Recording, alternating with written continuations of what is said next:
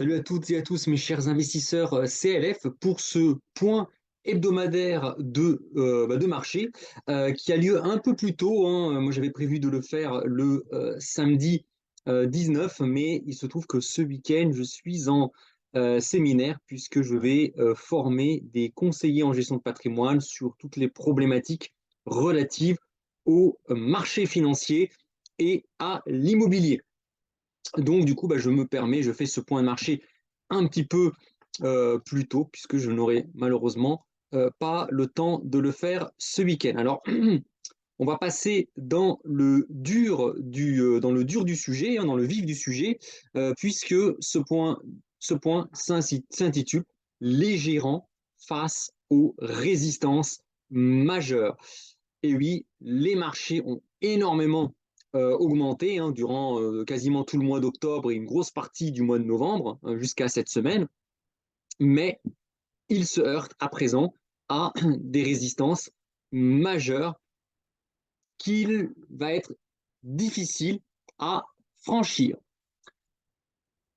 Évidemment, je présente les disclaimers, hein, donc faut faire attention. Évidemment, les marchés, c'est risqué, il y a du risque. Il faut se former avant de traiter sur les marchés, passer du temps à analyser, à regarder, à se faire son opinion ou à se faire accompagner par un conseiller en investissement financier et un conseiller en gestion de patrimoine.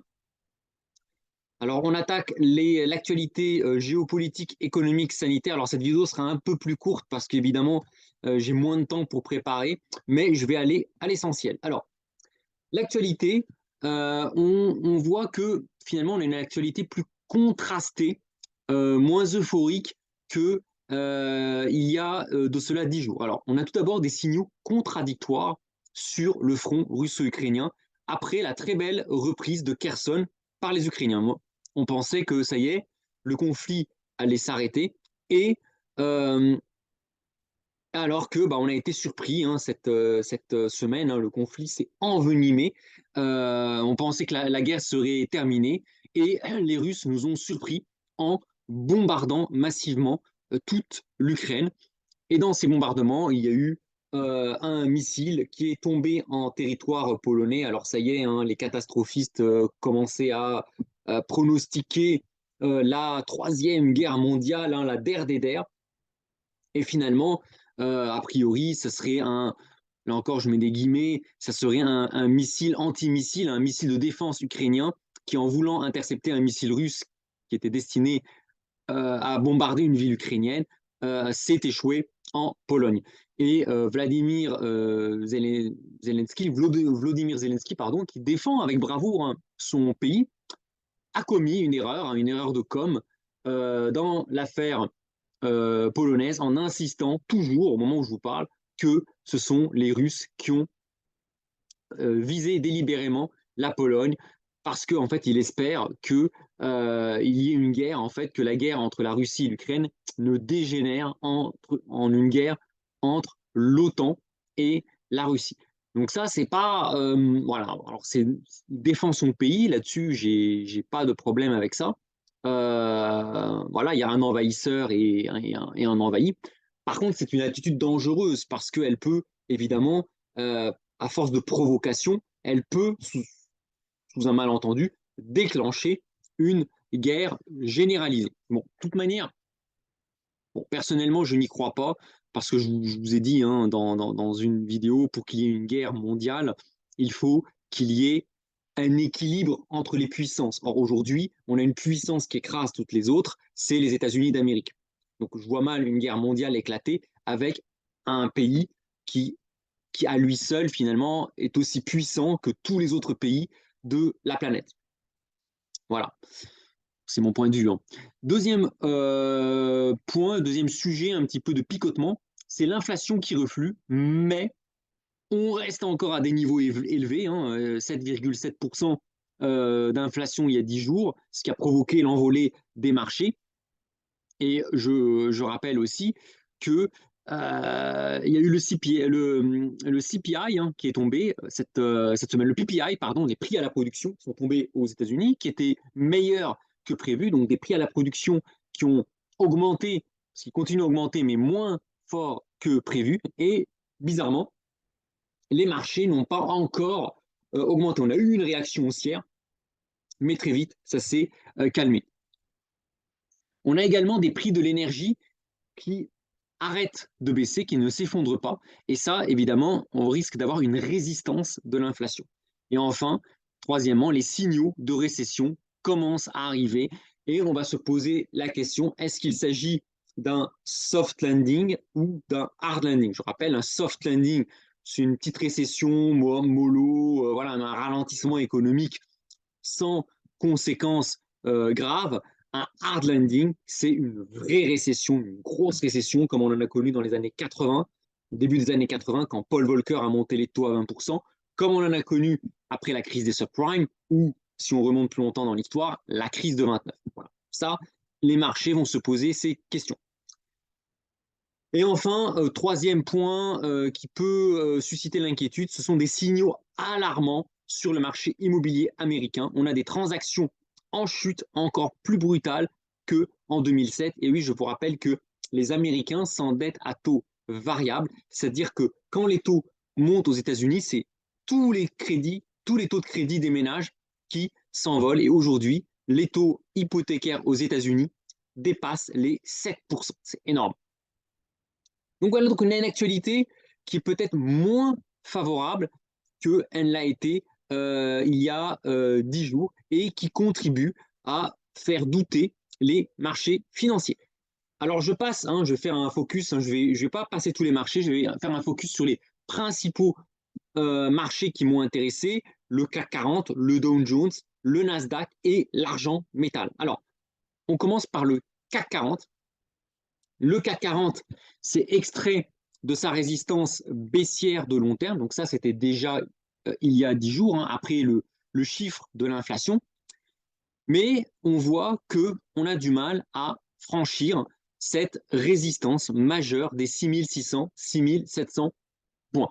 Alors le CAC 40 reste bien ancré dans un canal ascendant initié depuis la mi-octobre, on le voit, hein, le canal aussi ascendant, mais ce canal est en train de se heurter à la première résistance majeure, hein, la zone des 6666 points, ça ne s'invente pas, et ce canal est en train de toucher, ce canal haussier touche la résistance majeure sur le CAC 40, et le CAC 40 va avoir du mal à franchir cette résistance. Sur le court terme, on observe, hein, alors là on est vraiment dans des unités de temps en pas minutes, hein, on observe l'apparition d'une structure en diamant. Alors, c'est une structure qui en général est négative, hein, elle est plutôt négative sur les marchés, surtout quand elle est cassée par le bas.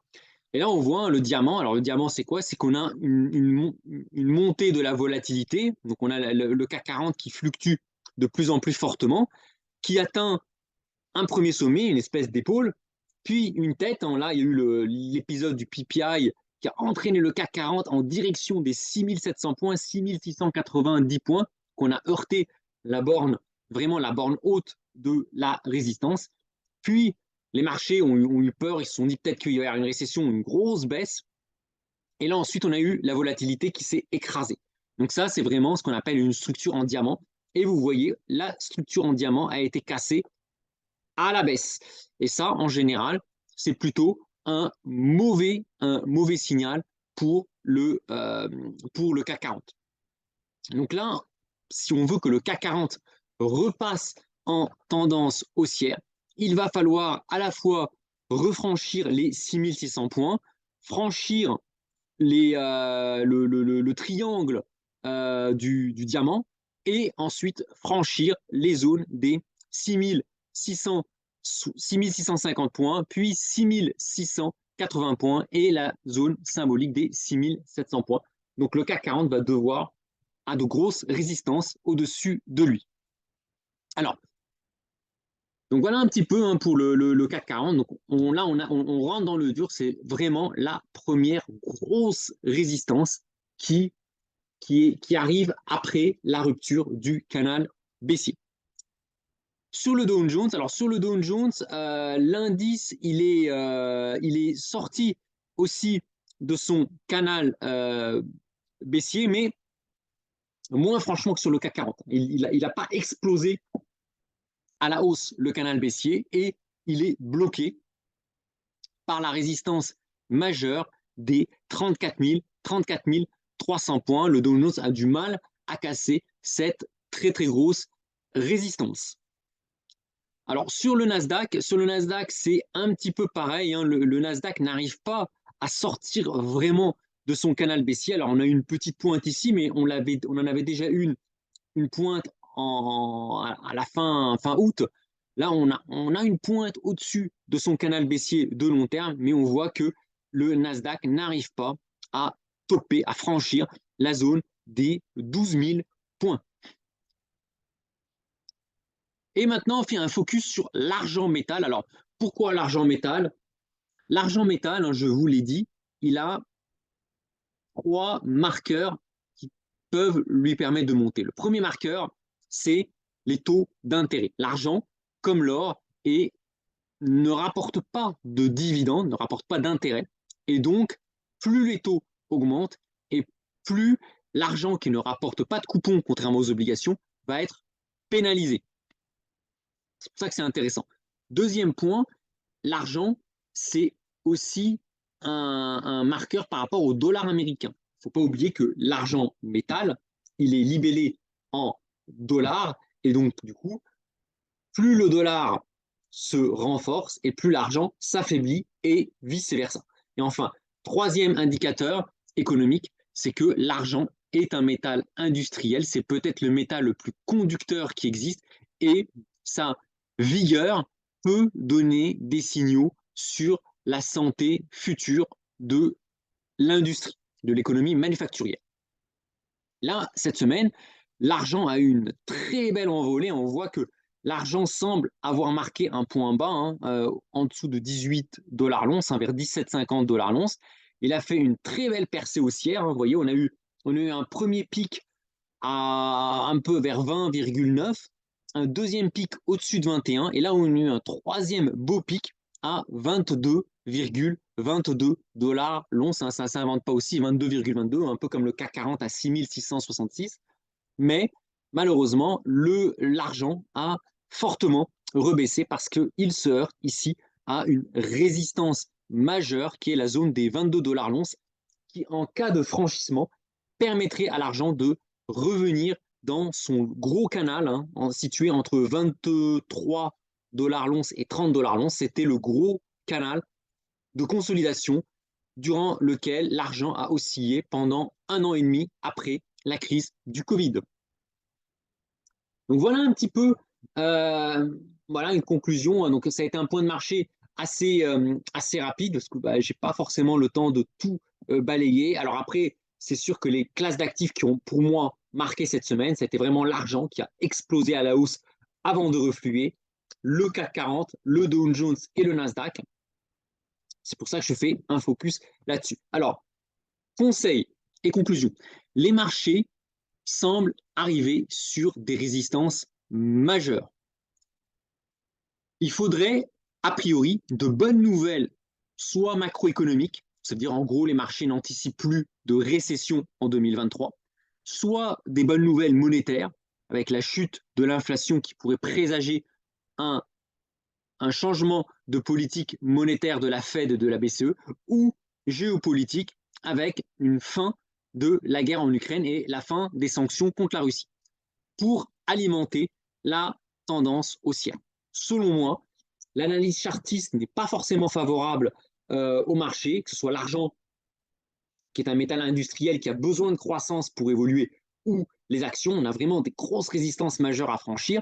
Donc, il faudrait vraiment de très bonnes nouvelles macroéconomiques, monétaires ou géopolitiques pour vraiment permettre aux indices de casser ces résistances. Néanmoins, sur les actions, j'ai quand même un petit bémol. Attention aux interviews données par des experts sur les plateaux de télé. Regardez leur fonction et responsabilité avant de vous faire un avis. Hein. Là, vous allez avoir beaucoup de personnes, d'experts, qui vont vous dire sur des chaînes, enfin, sur des plateaux télé, qui vont vous dire que les actions, c'est pas cher, qu'il faut y aller, que voilà, que c'est très très bien. Regardez attentivement, lorsque quelqu'un vous dit ça, quelle est sa fonction.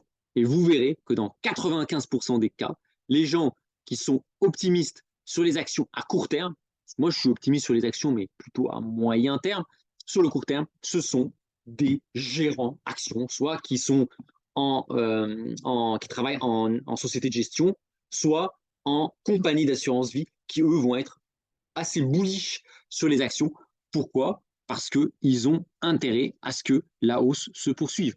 Une partie de leur bonus est liée carrément, hein, aux performances du CAC 40. Ces gens-là ont intérêt à, finalement, on a des personnes qui ont intérêt, lorsqu'ils voient les indices qui sont un peu en dessous des résistances, à peut-être mettre un coup de collier pour, finalement, en achetant eux-mêmes des actions. Et attention, les gérants d'actifs ou les assureurs vie, s'ils achètent des actions, ils peuvent décaler le marché suffisamment, ce qu'on appelle la logique de flux, pour déclencher des stop-loss, c'est-à-dire que les personnes qui vendent, il y a des gens qui vendent à découvert les actions et qui mettent des stop-loss juste au-dessus des résistances, en se disant les actions ne vont pas franchir la résistance, on vend, mais si jamais ça casse la résistance, on met un stop. Et donc, du coup, vous avez des gérants actions qui sont eux qui veulent que les actions montent, qui pourraient, je dis bien qui pourraient, profiter du fait que les marchés, qu'il n'y ait pas beaucoup de nouvelles macroéconomiques, que les marchés sont un petit peu en dessous de leur résistance pour mettre, voilà, pour mettre un petit coup de boost, hein, acheter des indices, notamment les gérants industriels, pour espérer que certains indices cassent des résistances pour relancer la tendance haussière de court moyen terme. Attention, voilà, ils ont les capacités. Moi, j'ai déjà vu un gérant action d'une entreprise que je ne vais pas citer de nom, qui entre Noël et Nouvel An a passé un gros ordre d'achat sur le CAC 40, hein, sur une action du CAC 40, et il a réussi à faire monter le CAC 40 de 25 points. Voilà, donc attention, hein, c'est à ces gros gérants qui peuvent à la fois sur les plateaux télé influencer les gens et qui peuvent passer des ordres et faire monter les indices. Bon, moi, je suis assez critique parce que c'est un petit peu fausser les marchés. Hein. Pour moi, on achète des actions ou de l'or, ou soit parce qu'on a vraiment la conviction qu'on a touché le fond et que les marchés vont vraiment remonter, soit dans une logique patrimoniale parce qu'on vit sur le long terme. Et c'est vrai que moi, par exemple, pour mes filles, j'achète des actions parce que, évidemment, je ne vais pas toucher à ce portefeuille actions pour mes filles avant au moins 20 ou 30 ans. Donc ça peut valoir le coup, même aujourd'hui, d'acheter des actions. Par contre, les gens qui passent sur les plateaux, qui sont gérants, qui vous disent que les marchés vont monter et qui ensuite passent des ordres, vous voyez bien que ce n'est pas dans une stratégie de long terme. Alors, la stratégie, elle est de pousser, de déclencher ce qu'on appelle un FOMO, un Fear of Missing Out, une peur chez les investisseurs de rater le train pour déclencher des mouvements d'achat et permettre aux indices de casser les résistances. Et ça, je suis assez critique vis-à-vis de ça. Alors, la semaine dernière, je critiquais les permabères, hein, donc les gens qui n'arrêtent pas de vous parler de la fin du monde, l'explosion de la zone euro, l'euro qui va partir à 0,50 contre le dollar, etc., etc., l'inflation qui sera à 50%, le chômage à 30%. Voilà. Je n'arrêtais pas de critiquer un petit peu toutes ces personnes. Aujourd'hui, voilà, je critique ce que j'appelle les permaboules, souvent les personnes qui vont être au contraire très haussières, mais dans un intérêt personnel. La réalité, elle est souvent beaucoup plus nuancée. Hein, elle n'est pas, c'est pas tout blanc ou tout noir. La réalité, elle est plus souvent nuancée. Les actions ont déjà énormément rebondi, 1000 points de repris par le CAC 40, alors que l'actualité, elle n'est pas forcément bien meilleure. 2023 ne va pas forcément être une très très bonne année. On a des taux qui sont encore élevés, une inflation qui est encore élevée, la guerre en Ukraine qui n'est pas terminée. Donc voilà, moi je suis prudent, je pèse et je fais, voilà, je pèse le pour et le contre.